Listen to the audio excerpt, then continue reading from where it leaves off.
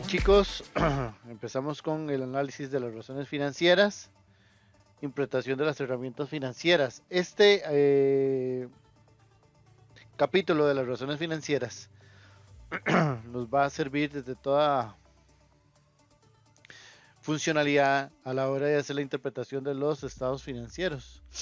Y aquí vamos a empezar a ver ciertas características que la empresa podría tener, que podría subsanarse a la hora de que utilicemos las razones financieras, como el análisis vertical y horizontal, que nos ayudaron a ver ciertas características.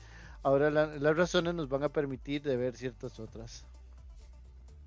Ahora, algo importantísimo que tenemos que tener en cuenta es que las decisiones del administrador financiero van en pro de estas cuatro funcionalidades: obtención de un capital inicial, manejo de las cuentas por pagar, manejo de los inventarios y el manejo de las cuentas por cobrar.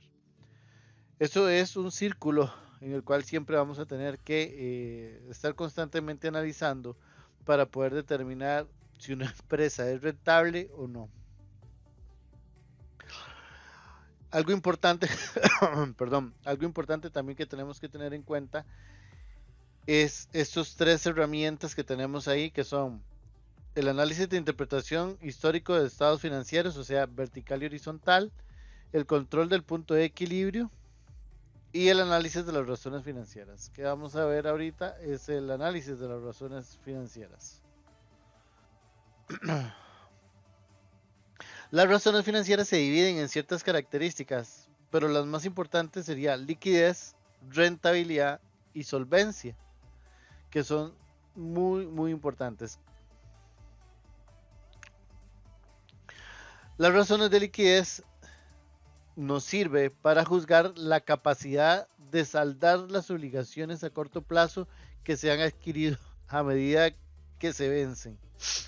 Se basa específicamente en la capacidad de una empresa de convertir en efectivo determinados activos y pasivos corrientes a corto plazo a menor a un año. Entonces la idea de esta situación es verificar cómo está la empresa y empezar a ver su liquidez. Cuando vemos esa situación de su liquidez, podemos determinar si una empresa es sólida y líquida.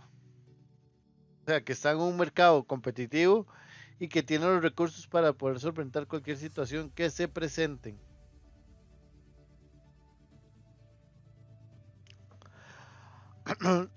Dentro de las razones de liquidez tenemos el capital neto de trabajo.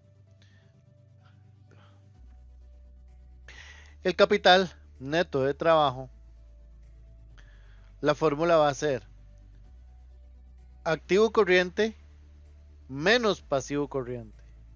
Entonces, en nuestro estado financiero tenemos que determinar cuál es mi activo corriente y mi pasivo corriente. Y ahí tenemos un ejemplo que cifras en miles de colones. Tenemos 210 millones menos 70 millones. Eso nos va a dar 140 millones en el capital neto de trabajo. Ese es el capital que tiene la empresa, 140,000 para poder trabajar. Ahora dice, la empresa posee 140,000 colones de capital después de pagar sus obligaciones a corto plazo. En algunos giros de negociación de acuerdo a los ciclos que puede trabajar el capital negativo. Entonces, aquí vámonos para Excel al ejemplo que teníamos anteriormente. Acá podemos utilizar las fórmulas. Dice que aquí podemos identificar el capital neto de trabajo, que son el activo corriente menos el pasivo corriente. ¿Cuál es mi activo corriente? Bueno, caja, inversiones transitorias, cuentas por cobrar, inventarios y gastos diferidos. Esos cuatro. En este momento, si quisiera aplicar la fórmula del capital neto de trabajo,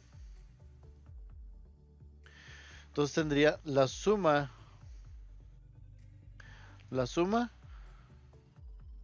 de esos 4 elementos del 2008. Y le restamos el pasivo corriente, que son cuentas por pagar, gastos acumulados, provisiones acumuladas, préstamos y documentos por pagar, y todo lo que es a largo plazo, y ahí si no, y aquí lo tenemos. Vamos a restarlo. Dice que el capital neto de trabajo en este momento de esa empresa es de 20.398. Ese es el capital neto de trabajo. Tenemos que tener muy claro algo muy importante, que a la hora de que nosotros montamos los estados financieros tenemos que saber cuáles son mis activos corrientes, mis activos no corrientes y el pasivo corriente y el pasivo no corriente. Entonces hay que tener bien claro esa identificación.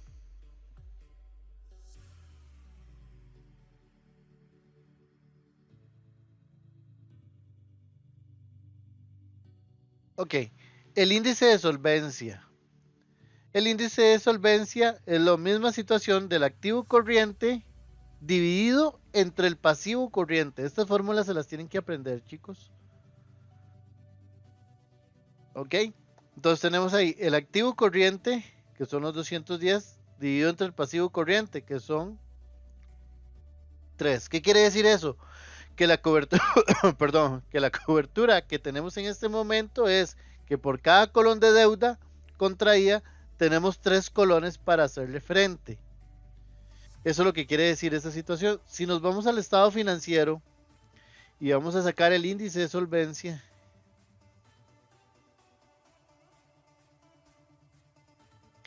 vamos a tener aquí esos 51,000 y vamos a tener esos 31,000. Y lo vamos a dividir. Aquí no lo multiplicamos por 100. Aquí lo que nos está dando son colones. Perdón.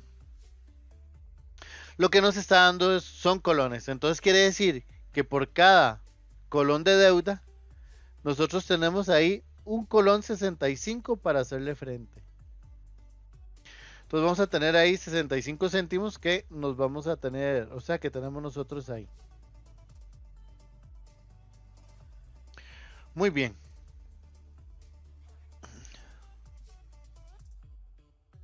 Ahora vamos con las razones de, estando ahí con las razones de liquidez.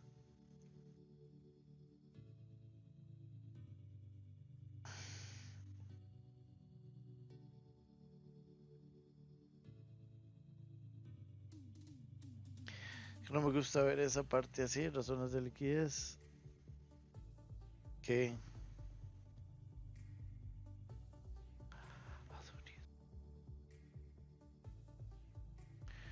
Ok.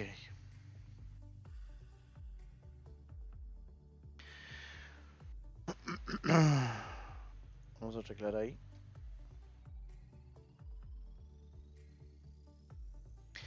Aquí con las razones de liquidez vamos a tener en cuenta que la prueba ácida, así se llama la prueba ácida, va a ser la fórmula activo corriente menos el inventario dividido entre el pasivo corriente. Recordemos que el inventario es mercadería que yo tengo que tarde o temprano se va a hacer efectivo, pero en este momento no es efectivo, o sea, no lo tengo. Entonces, a raíz de eso, lo quitamos para ver cuál es la repercusión que este trae de restarle el inventario.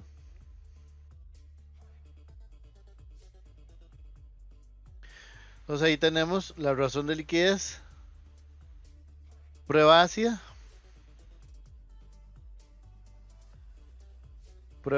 aquí tenemos los 51,000 y aquí tenemos el inventario, que son 27,000.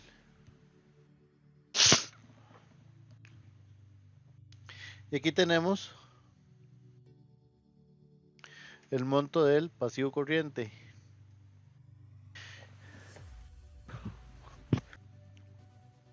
Entonces tenemos ahí que a la prueba ácida le debemos de restar el inventario y hacerle la división. Eso nos va a dar, eso nos va a dar 0,76. Ya aquí nos preocupa. ¿Por qué razón? Porque por cada colón de deuda apenas tengo 76 céntimos para hacerle frente. Me haría falta dinero para hacerle frente. Entonces vemos que el índice de solvencia en la razón del capital neto de trabajo y el índice de solvencia, con el inventario me sobra dinero. Pero cuando yo le quito el inventario, sea una empresa de servicios, una comercializadora o una empresa fábrica de muebles, en el caso de costos, los inventarios o el valor de la prueba ácida varía. En este momento nosotros tenemos una situación que realmente sí nos preocupa, porque si tuviéramos que pagar en este momento todas las deudas, no nos alcanzaría el dinero. Habrían deudas que no podríamos cancelar ya. Entonces es algo muy importante estas razones financieras.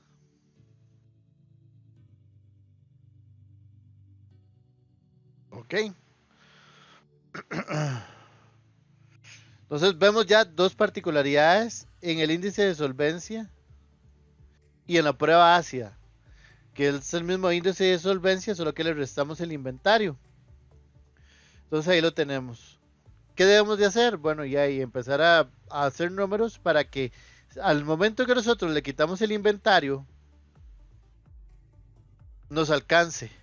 Porque por cada color de deuda, en este momento no nos alcanza el dinero.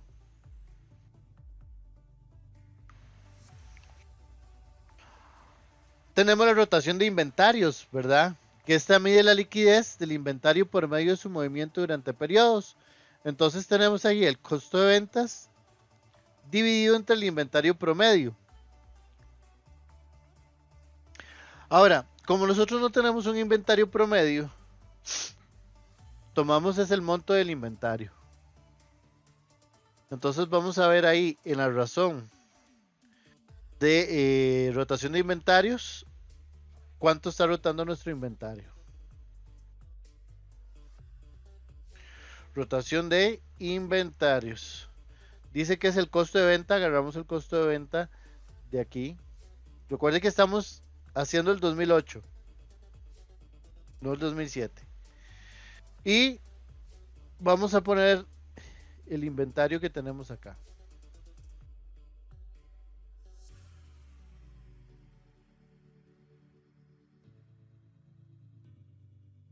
$3,88. ¿Qué nos quiere decir eso? Que el inventario ha rotado 3 veces al año a base de los siguientes criterios, ¿verdad? Una temporada alta, una temporada baja.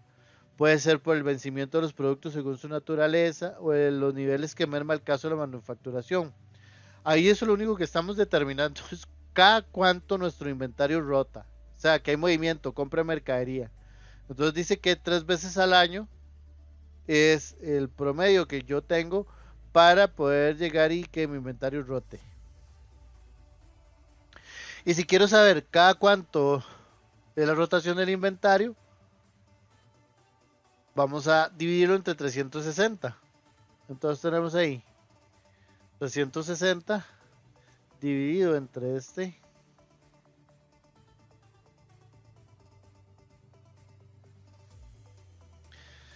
Dice que mi inventario rota cada 92 días. O cada 93 días. Cada 92,60. O sea, cada 90 días, 2 meses y 2 días o 3, el inventario está rotando. Vean la importancia, perdón, vean la importancia de estar sacando las razones financieras.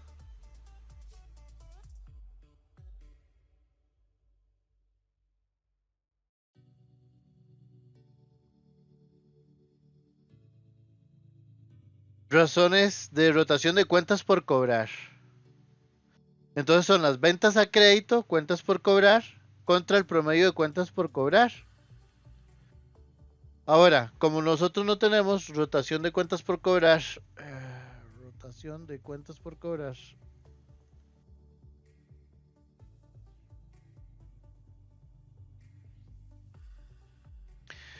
Aquí tenemos las ventas netas. Aquí en las ventas netas nos tendrían que dar qué ventas son a crédito y qué ventas son al contado. Y en base a esa situación, nosotros podemos determinar la rotación de las cuentas por cobrar. En este momento, como solo tengo las ventas, voy a ver cómo me va con las ventas total, pero debería ser con las ventas a crédito.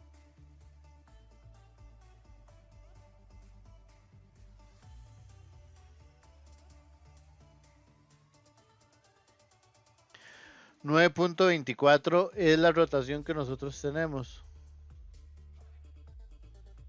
Si nosotros tuviéramos ahí, vamos a ver, 360 dividido entre esto, para saber cuántos son los días que rota las cuentas por cobrar rotan cada 9 veces al año. Nosotros estamos recuperando cada 38 días. O sea, nos estamos pasando del tiempo.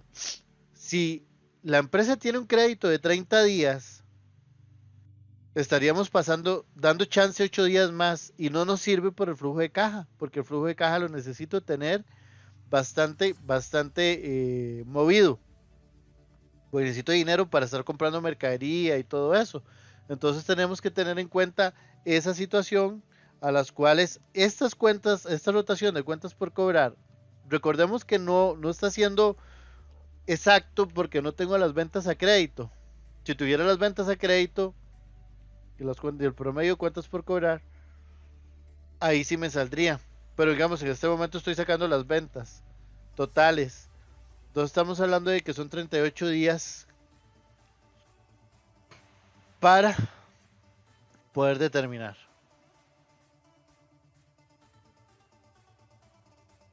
Ok, ahora vamos a ver el siguiente elemento, que es la rotación de las cuentas por pagar, que aquí no la podría determinar porque no tengo las compras, están dentro del costo de ventas. Tendría que ver las ventas netas y el costo de ventas que fuera un poco más específico para poder llegar y decir, mira, sí puedo sacarlo. Pero aquí no nos lo dan, entonces no puedo ver la rotación de las cuentas por pagar. Pero aquí tenemos en el ejercicio, ¿verdad? Que tiene compras al crédito, 300,000, promedio de las cuentas por pagar, que son 20,000, y eso nos da 15. O sea, está rotando cada 15 veces al año. Y el plazo promedio de la cuenta por pagar es de 24 días. Aquí es de 60 días y aquí es de 24 días. Hay una descompensación total entre las cuentas por cobrar y las cuentas por pagar. ¿Por qué razón? Porque con las cuentas por pagar, yo estoy pagando antes del 30 días.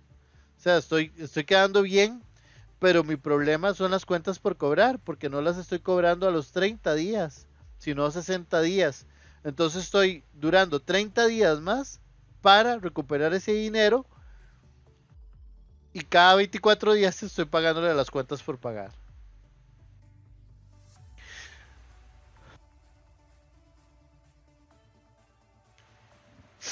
Ok, con las razones de liquidez y solvencia, los desafíos que tienen las empresas en este caso es que mayor rotación de las cuentas por pagar con respecto a las cuentas por cobrar, o sea, 60 días cuenta por cobrar, 24 días cuentas por pagar, la empresa debe tener un alto margen de utilidad para absorber el costo de la oportunidad.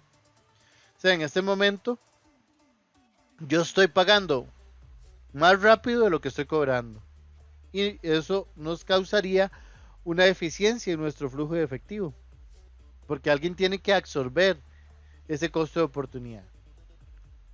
Ahora, la rotación y evaluación de los inventarios con relación al nivel de endeudamiento a corto plazo. En cada tipo de empresa el inventario tiene un valor a mayor o menor representación relativa a sus activos. En este caso, la empresa, nosotros que tenemos ahí, tenemos que ver esa situación. La cobertura de obligaciones a corto plazo respecto a la capacidad de convertir en efectivo los activos corrientes, la empresa comercializadora tiene más oportunidad de convertir sus activos en efectivo debido al giro de su negocio. Entonces vemos ahí ciertas circunstancias que son importantes dentro de las razones de liquidez y solvencia que nos han demostrado en este ejercicio. Vamos a ver las razones de rentabilidad. Aquí tenemos el margen bruto de utilidad, que sería las ventas menos el costo de ventas dividido entre las ventas. Entonces vamos a sacar el margen bruto de utilidad.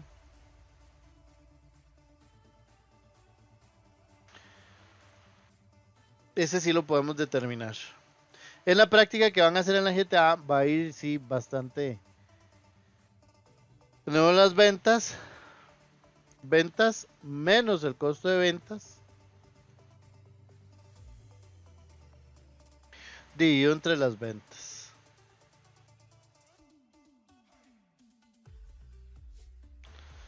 Ahora sí, hacemos la fórmula.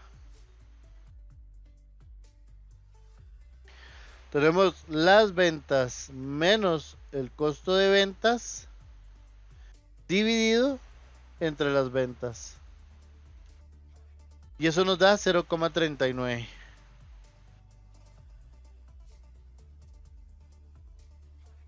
Las ventas netas da 0,39. Muy al contrario al ejercicio que tenemos aquí, que es un 42%. Entonces, eso lo multiplicamos por 100 para que nos dé el porcentaje y nos va a dar un 39%. Un 39,95%.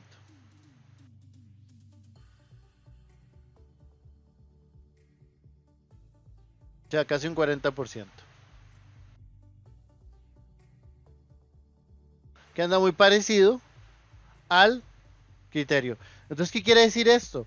Que por el precio de compra, de fabricación y costo de los materiales, hay una ventaja competitiva para la estrategia en un mercado de precios. Mano de obra calificada, estrategia en un mercado diferenciado. Esos son los criterios que tenemos que tener en cuenta para calcular el margen bruto de utilidades, que anda muy parecido. Tenemos las razones comunes, que es la utilidad neta dividido entre los activos, la utilidad neta entre el patrimonio o capital y la utilidad neta en acciones en circulación, número de acciones, y la razón precio-utilidad. Entonces vamos a hacer por lo menos las primeras. La ROI, que es la razón de rentabilidad, que sería la utilidad neta de activos dividido entre los activos. Entonces vamos a hacer el ROI. El ROI, que va a ser la utilidad neta. Vamos a ver la utilidad neta. Y vamos a poner los activos. Y determinamos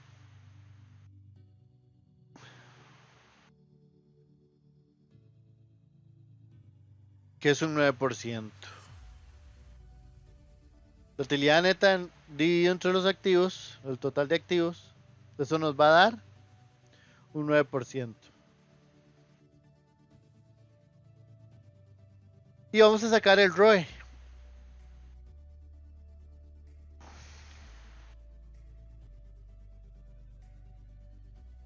Que sería la utilidad neta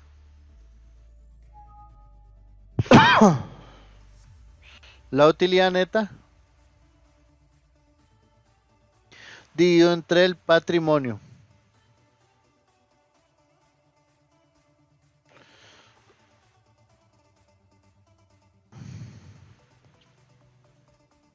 Que anda en un 25%. Entonces, tenemos ahí que la utilidad del ROI nos da un 9% y el ROE, que es la utilidad neta dividido entre el patrimonio capital, nos da un 25%.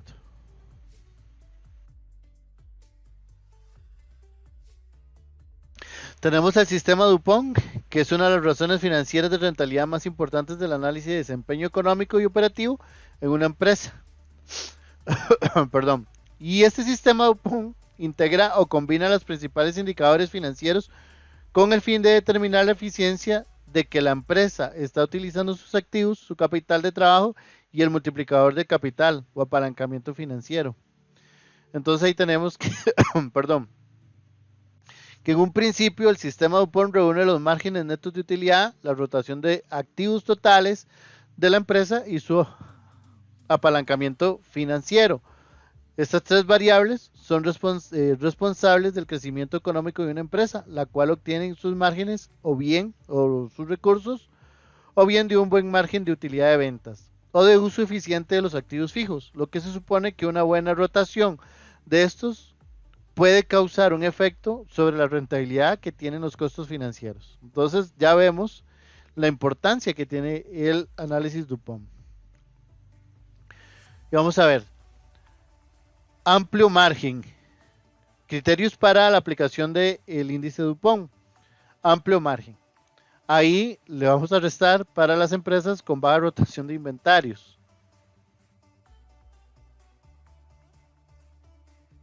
Alta rotación para una empresa con bajo margen. Y el multiplicador de capital es el financiamiento sin costo o baja tasa de interés. Entonces tenemos ahí un ejemplo donde dice que la utilidad neta de ventas multiplicado por las ventas dividido entre el activo total multiplicado por el multiplicador de capital. Ahora, como se puede ver, el primer factor corresponde a la primera variable, margen de utilidad de ventas. El segundo factor corresponde a la rotación de activos totales, eficiencia en el apalancamiento financiero, operación en los activos, y el tercer factor corresponde al apalancamiento financiero. Entonces tenemos activos, pasivos, patrimonio, ventas, costo de ventas, gastos y utilidad. Con eso sumamente, ok, tenemos, aplica la fórmula que queda utilidad neta entre las ventas. ¿Cómo determino la utilidad neta? Serían las ventas 300 menos el costo de ventas 200,000. No, perdón, la utilidad neta. La utilidad neta sería ventas menos costos menos gastos, y que aquí la tenemos, 40,000, 40 millones la utilidad. Dividido entre las ventas, que las ventas son 300,000. Eso nos da un 13,33% de utilidad neta. Vamos con las ventas de activo fijo total, que son 300,000, que son las ventas, dividido entre el activo fijo total, que son 100,000. Eso nos da un 300% de ventas sobre activos fijos. Y tenemos el multiplicador del capital, el apalancamiento, que serían activos dividido entre el patrimonio, que es 1.43, que es el patrimonio que cubre 1.43 veces el apalancamiento, que serían 143% de cobertura. Y vamos a tener los 13,33 por el 3 por el 1.43. Eso nos da un 57.14. ¿Qué quiere decir eso, esa situación? Que nos da una rentabilidad del 57%, en donde se pueden concluir que el rendimiento más importante fue debido a la eficiencia en la operación de activos, tal como se puede ver en el cálculo de independiente del segundo factor de la fórmula Dupont. Entonces ahí tenemos. Vamos a aplicarlo, este análisis, de una vez ahí. Teníamos la utilidad dividido entre las ventas. Entonces, ese va a ser utilidad neta. Entonces vamos a poner aquí Dupont. Y vamos a tener la utilidad neta entre las ventas. Utilidad neta entre las ventas.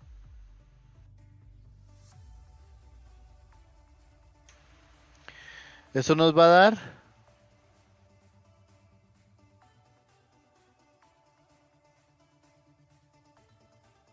por 100, 8,34%.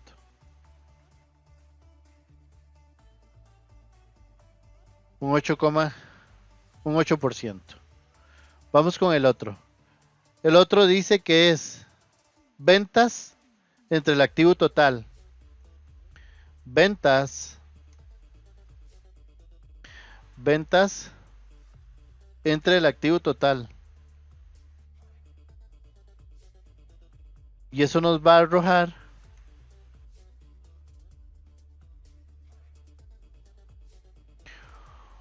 un margen del 106%. Y por último el apalancamiento, que el apalancamiento sería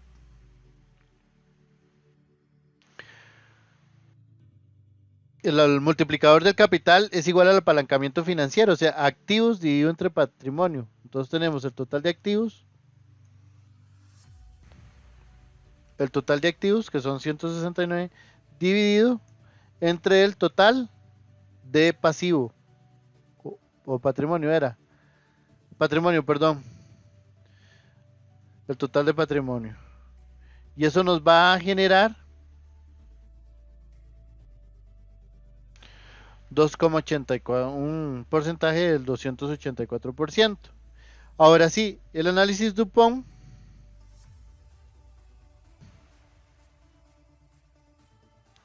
tenemos el 8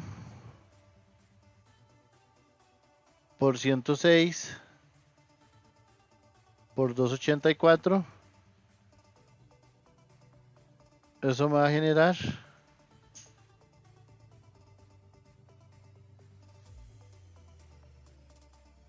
0.25, un 25%. Un 25% que relativamente está bien. O sea, nos da una rentabilidad del 25%. Está bien, esa rentabilidad está excelente. Vemos ahí esas circunstancias. Vamos a hacer una práctica, ¿verdad? Donde vamos a ver todo el análisis correspondiente de lo que hay que tomar en cuenta en la GTA. Espero que les haya servido este video de razones financieras y estaríamos en una próxima. Que pasen excelente, chicos. Bendiciones.